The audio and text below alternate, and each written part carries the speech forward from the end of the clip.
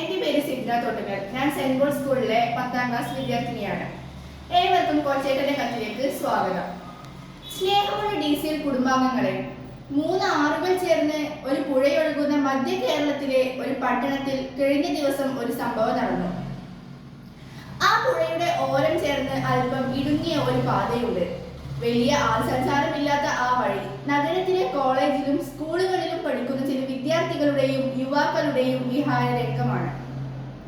പ്രണയിക്കുന്നവരും പ്രണയം നടിച്ച് സഹപാഠിയെ ചൂഷണം ചെയ്യാൻ ആഗ്രഹിക്കുന്നവരും ഇണകളായി ഓടി അണയുന്ന സുരക്ഷിത കേന്ദ്രമായി ഈ വഴി മാറിയിട്ടുണ്ട്. സഹപാഠിയാവാം, ഫേസ്ബുക്കിലോ ഇൻസ്റ്റഗ്രാമിലോ പരിചയപ്പെട്ട അപരിചിതരാവാം.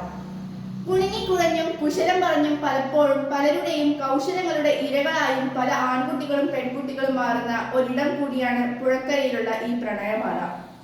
കഴിഞ്ഞ ദിവസം ഒരു ആൺകുട്ടിയും പെൺകുട്ടിയും കൂടി ഈ പുഴക്കര പാതയിലെ ഒരു മരച്ചോട്ടിലിരുന്ന് പ്രണയ കേളികൾ ആടുകയായിരുന്നു. അപ്പോൾ ഒരു പറ്റം കൊടും വിഷമുള്ള കുളവികൾ പാഞ്ഞു വന്ന് പെൺകുട്ടിയെ കുത്തോട് കുത്ത്. നീ എൻ ജീവനാണ്, പ്രാണനാണ് എന്നൊക്കെ പറഞ്ഞുകൊണ്ടിരുന്ന ആൺകുട്ടി പെൺകുട്ടിയെ കുളവികൾക്ക് കുത്താൻ കൊടുത്തിട്ട് സ്വന്തം പ്രാണനും കൊണ്ടോടി രക്ഷപ്പെട്ടു.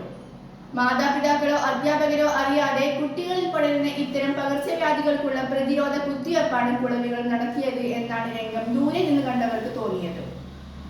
പ്രിയ കൂട്ടുകാരെ, കുളവി കുത്തു കൊണ്ടുവരല്ല, അത് കണ്ടവർ ഇത് പറഞ്ഞപ്പോൾ ഇത് കൊച്ചേട്ടന്റെ കത്തിലൂടെ എല്ലാ DCL കൂട്ടുകാരെയും അറിയിക്കണം എന്ന് എനിക്ക് തോന്നി.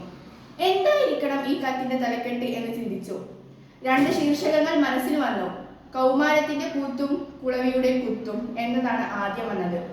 എന്നാൽ കാമുകൻ കാലുനാലും പറിച്ചോടുമ്പോൾ ഒറ്റയ്ക്ക് നിന്ന് നിലവിളിച്ചുകൊണ്ട് മുഖത്തും തലയിലും കുളവിയുടെ കുത്തുകൊള്ളുന്ന ആ പെൺകുട്ടി ഒരു മകളാണല്ലോ എന്ന് ഞാൻ ഓർത്തു.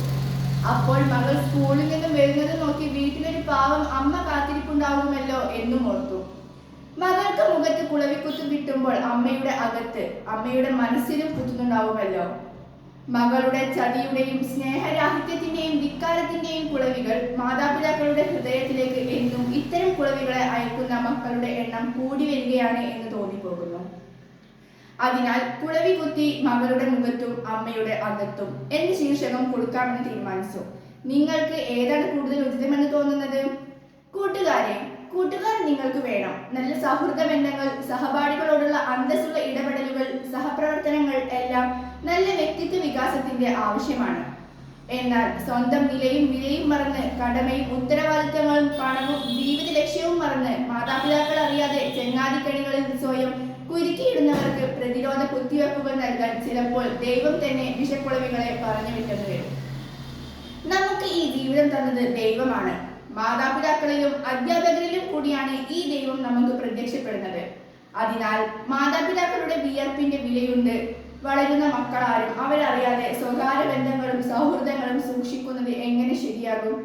മാതാപിതാക്കൾ അറിയാത്ത യാത്രകളും അപകടം വരുത്തും. അതിനാൽ കള്ളം വെടിയാം, ഉള്ളം വെടിപ്പാക്കാം. കുളവിക്കൂടുകളിലേക്ക് വിനോദയാത്ര വേണ്ട.